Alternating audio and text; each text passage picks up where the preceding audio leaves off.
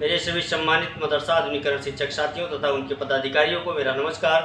मैं पंकज मिश्रा, मदरसा आधुनिक शिक्षक।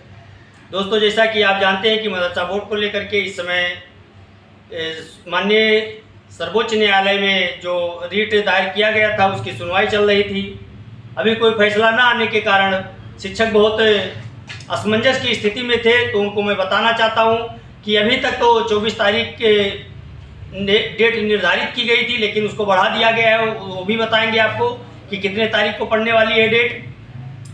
लेकिन आपको मैं ये बताना चाहता हूं कि आप ये मान करके चलिए कि कहीं ना कहीं हम लोग बहुत मजबूत स्थिति में पहुंच चुके हैं। और कुछ शिक्षक साथी हैं जो अपने ही साथियों को हतोत्साहित कर रहे हैं, उनको परेशान कर रहे हैं, फर्जी तरीके से उनको बता करके उनको विचलित कर रहे हैं। लेकिन मैं उनसे बताना चाहता हूं, आप अपना धैर्य न खोएं, आप शांति से अपना कार्य करें। केवल आपको अपना कार्य करना है दोस्तों। आप जैसा कर रहे हैं वैसा करते रहें, आप अपने परिवार का भरण पोषण करते रहें और बस कुछ ही समय का इंतजार और है दोस्तों। आज मैंने 2 बार प्रयास किया राज्य मंत्री जी से बात करने के लिए, इत्तेफाक से वार्ता हमारी नहीं हो पाई है, लेकिन कल भी मैं ट्राई करूंगा क्योंकि व्यस्तता के कारण बात नहीं हो पाई है मंत्री जी से। कल संभवतः मेरी बात हो जाएगी। उसके बाद में कैबिनेट मंत्री श्री ओम प्रकाश राजभर जी से हम लोगों का अपॉइंटमेंट हो चुका है। 2-3 दिन के बाद उनसे भी हम लोग मिलने के लिए जा सकते हैं। उधर एकता टीम के प्रदेश सलाहकार इसरार अहमद इदरीसी साहब, जैसा कि आपको कल मैंने बताया था कि मुख्यमंत्री जी से अपॉइंटमेंट लेने के लिए उन्होंने विधायक साहिबा का शरण लिया है, उनसे पैरवी करवाई है और उन्होंने आश्वासन भी दिया है कि आपकी मीटिंग हम मुख्यमंत्री जी से कराएंगे। तो दोस्तों, कहीं ना कहीं एकता की टीम आपके लिए संघर्ष कर रही है और करती रहेगी। जब तक हम लोगों के समस्या का समाधान नहीं हो जाता है तब तक हम लोग पैरवी करना बंद नहीं करेंगे। लेकिन जो अनर्गल बातें कर रहे हैं, जो इधर उधर की बातों को ला करके और लड़ा रहे हैं, उनको लड़ाने दीजिए। आपने देखा होगा कि पिछले 5 तारीख को जब लखनऊ के इको गार्डन पार्क में धरना दिया गया संयुक्त मोर्चे के बैनर तले, तो आपने देखा होगा कि किन किन लोगों ने आपका साथ दिया, आपकी समस्या का निवारण करने के लिए कितने लोगों ने आपका वहाँ सहयोग किया है, वो आप सभी लोग जानते हैं। उसमें किसी से छिपा हुआ नहीं है। 22,000 शिक्षकों में 1,000 की जनसंख्या नहीं पहुंच पा रही है दोस्तों। ये हम लोगों का दुर्भाग्य नहीं तो क्या है। हम दूसरे से तुलना करते हैं, सरकार के ऊपर दोष मढ़ते हैं, लेकिन हम अपने आप को नहीं झांकते हैं। तो इससे मैं आपको बताना चाहता हूं कि आप लोग परेशान ना हो, विचलित ना हो। कोई जरूरी नहीं है कि सैकड़ों की भीड़ इकट्ठा कर लो, उसमें एक भी दमदार आदमी ना निकले। अगर जरूरत पड़े तो 99 भाग लें, तो उससे कोई आवश्यकता नहीं है। ऐसे लोगों की जरूरत है केवल उन 10 लोगों की जो चाहे जान चली जाए लेकिन पीछे कदम ना हटाए। ऐसे लोगों की आवश्यकता है एकता टीम को। और एकता टीम हमेशा संघर्ष पे भरोसा किया है और उस भरोसे पर कहीं ना कहीं हम लोग खरे उतरे हैं और उतर रहे हैं और होगा भी। इतना मान करके चलिए दोस्तों। और मैं आपसे एक चीज स्पष्ट कह देना चाहता हूं कि आपका काम हर हाल में होगा। आज नहीं कल होगा, लेकिन होगा। आप बिल्कुल निश्चिंत रहें। मैं दावे के साथ कहता हूं, क्योंकि ऐसी खबरें हैं कहीं से कि हम लोग कहीं ना कहीं इस समय बहुत मजबूत स्थिति में नजर आ रहे हैं। लेकिन दोस्तों, थोड़ा इंतजार है। इंतजार है, वो लोग आप जानते, वो आप लोग जानते हैं किस चीज का इंतजार है। लेकिन अब वही बात बार बार घुमा करके कहा जाए तो अच्छा नहीं लगता है। लेकिन इतना आप मान करके चलिए कि आपका कार्य होगा। देर सवेर होगा, लेकिन होगा। और इसी समय में जो बकाये को लेकर के इलाहाबाद हाईकोर्ट में हम लोगों की रिट डाली गई थी, जो हमारे इस्लामिक मदरसा आधुनिकरण शिक्षक एसोसिएशन के राष्ट्रीय अध्यक्ष साहब एजाज अहमद साहब हैं, इस समय कोई गायब है। जब उनकी जरूरत है इस समय शिक्षकों को सांत्वना देने की, शिक्षकों को बताने की, तो आज वो नजर नहीं आ रहे दोस्तों। और मैं उनकी परेशानी समझ सकता हूं। अभी आप लोग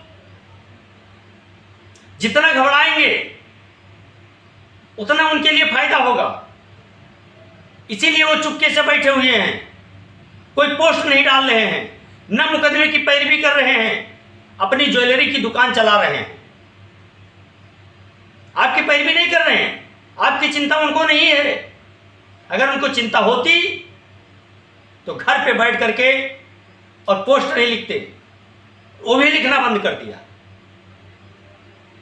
मैं आपको बताना चाहता हूं दोस्तों, जो मदरसा बोर्ड को लेकर के तरह तरह की बातें फैलाई जा रही थी, 24 तारीख को बताया जा रहा था कि फाइनल डिसीजन आ सकता है, लेकिन रीडकर्ता के कमेटी से मुझे जानकारी मिली है, जिन लोगों ने रीट दायर किया है उस कमेटी के मेंबर से मुझे पता चला है कि 1/10/2024 को फाइनल डिसीजन के लिए तारीख मुकर्रर की गई है, लेकिन ये तारीख अभी घट बढ़ भी सकता है दोस्तों। हालांकि 1 तारीख को मुकर्रर की गई है, लेकिन ऐसा अंदेशा जताया जा रहा है कि ये तारीख अभी घट बढ़ सकती है। और आपको मैं बताना चाहता हूं दोस्तों, जितना जल्दी मदरसा बोर्ड का फैसला हो जाता है, उतना जल्दी मदरसा आधुनिकीकरण शिक्षकों का काम होगा, ये मैं दावे के साथ कहता हूं।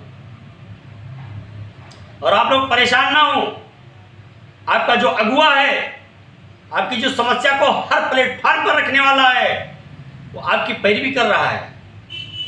राज्य मंत्री दानिश आजाद अंसारी साहब आपके लिए निरंतर लड़ाई लड़ रहे हैं, हमेशा वो संघर्षशील हैं। और इतना आप मान करके चलिए कि उन्होंने जो वादा किया है उस वादे के मुताबिक वो कार्य कर रहे हैं दोस्तों, और हम लोगों का कार्य अवश्य होगा। थोड़ा समय है, वक्त का तकाजा है, कार्य होगा। लेकिन अब कुछ लोग कहते हैं कि स्पेशल पंकज भाई के लिए डिसीजन सुप्रीम कोर्ट ने दे दिया है, तो मैं उनसे बताना चाहता हूं, मेरे भाई पंकज मिश्रा की तरह एक्टिव होकर के आप पहले देखिए। घर बैठे सभी कमेंट कर सकते हैं, मुझे चिल्लाने की आवश्यकता नहीं है, शौक नहीं है। मैं आपके जानकारी के लिए बता देता हूं, नहीं तो अभी तक किसी से मैंने नहीं बताया है। मैं केवल यही कार्य नहीं कर रहा हूं दोस्तों, मैं और कई कार्य कर रहा हूं। इससे कहीं ज्यादा मैं कमा सकता हूं। मेरे पास कई प्लेटफॉर्म हैं, कई आइडिया मेरे पास है, और ये गला फाड़ फाड़ कर चिल्लाने से और अपने समाज से दुश्मनी लेकर के मदरसा आधुनिकीकरण शिक्षकों की समस्या का समाधान कराने के लिए उनकी लड़ाई लड़ने का जो मैंने बीड़ा उठाया है, इसलिए आपकी बातों को मैं इग्नोर करते जाता हूं। तब मैं वीडियो संदेश बना रहा हूं, नहीं मैं कई चीज बना सकता हूं।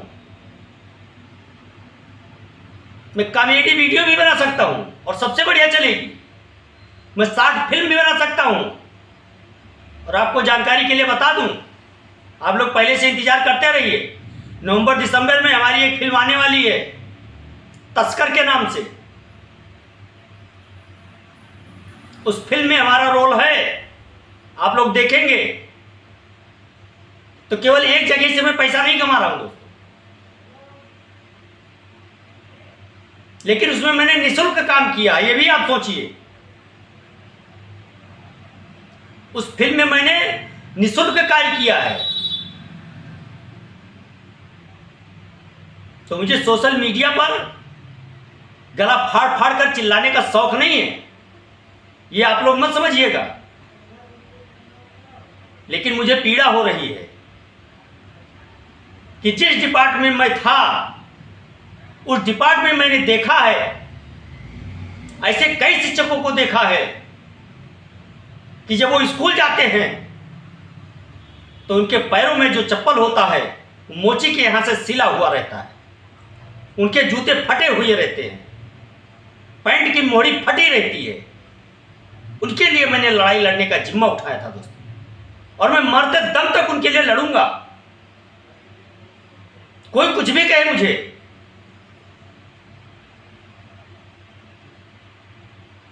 कितना कमेंट मेरे ऊपर पास होता मैं जानता हूं। कोई मुझे मुल्ला कहता है, कोई मुझे मौलाना कहता है, कोई मुझे पंकज अली कहता है, कोई कहता है ये मुसलमान हो गया। क्या साहब, इतनी बातें सुन करके भी मैं मुस्कुराता हूं। और आप एक हैं कि पंकज मिश्रा के ऊपर छुरी रखे हुए हैं कि एक शब्द उनके मुंह से गलत निकले या एक शब्द वो बोले और सरकार बैकफुट पर हो जाए तो तुरंत हम बताएं कि आपने ये कहा था, ये होने वाला है और नहीं हुआ। पहले आप परिस्थिति को भांपिए, परिस्थिति को समझने का प्रयास करिए, उसके बाद किसी के ऊपर कमेंट करिए दोस्तों, तो अच्छा लगेगा। और ये पंकज मिश्रा आपके बहुत काम आएगा। अगर आप दुआ देते रहे, अपने साथ लगाए रहे, तो समझ लीजिए ये पंकज मिश्रा आपके बहुत काम आएगा। अभी तो शुरुआत है, अभी तो शुरू किया गया है। अभी इसमें आए हुए मुझे मात्र 8 महीने हुए हैं दोस्तों, और 8 महीने में चाहे नफरत से ही सही, लेकिन आपने पंकज मिश्रा को जाना है। चाहे आप प्यार से जाना है, चाहे नफरत करके जाना है, लेकिन जाना है। और 8 महीने में आपने ये भी देखा होगा कि पंकज मिश्रा ने किसी से 1 पैसा मांगा नहीं है, 1 पैसा चंदा नहीं लिया है। और जो खर्च हुआ है मैं कर्ज ले लिया हूं, लेकिन किसी से मांगा नहीं हूं दोस्तों। पिछले 5 तारीख को जब मैं गया था तो 3000 रुपया मैं किसी से कर्ज लेके गया था। मेरे पास पैसे नहीं थे, किराए नहीं थे मेरे पास वहां जाने के लिए, लेकिन मैं 3000 रुपया किराया लेकर के गया था। फिर भी मैं मुस्कुराते हुए गया था और मुस्कुराते हुए आया हूं, और अब भी मुस्कुरा रहा हूं। मैं इसलिए मुस्कुरा रहा हूं कि मेरी मुस्कुराहट से किसी और को तसल्ली मिलती है, इसलिए मैं मुस्कुरा के वीडियो हमेशा बनाता हूं। ये मेरी मजबूरी नहीं है, इसको मैं अपनी नैतिक जिम्मेदारी समझता हूं। ये मेरा फर्ज है कि मेरे जैसे बहुत सारे शिक्षक इसमें फंसे पड़े हुए हैं, जिनको परिवार चलाने के लिए सैकड़ों जतन करना पड़ता है, फिर भी कहीं ना कहीं वो अपने इच्छा अनुसार कार्य नहीं कर पा रहे हैं। इसलिए मैं उनकी लड़ाई लड़ने का संकल्प लिया हूं दोस्तों, और मैं उनकी आवाज बनूंगा, उनकी आवाज उठाता रहूंगा। मैं कोई नेता नहीं हूं, आपको स्पष्ट मैं बता देता हूं, ना मैं पत्रकार हूं, ये भी जान लीजिए। मैं पत्रकारिता नहीं करता हूं, किसी भी चैनल का मैं रिपोर्टिंग नहीं करता हूं, और ना मैं किसी पार्टी का नेता हूं, ना मैं शिक्षकों का नेता हूं। मैं एक साधारण सा मदरसा आधुनिकीकरण शिक्षक हूं, और एक मदरसा आधुनिकीकरण शिक्षक होने के नाते जो मुझसे बन पड़ता है मैं करने का प्रयास करता हूं। और जब तक हम सफल नहीं होंगे तब तक ये प्रयास हम छोड़ेंगे नहीं, करते रहेंगे। आप चाहे गाली दो, वीडियो देखो ना देखो, फॉरवर्ड करो ना करो, आपके मन का बात है।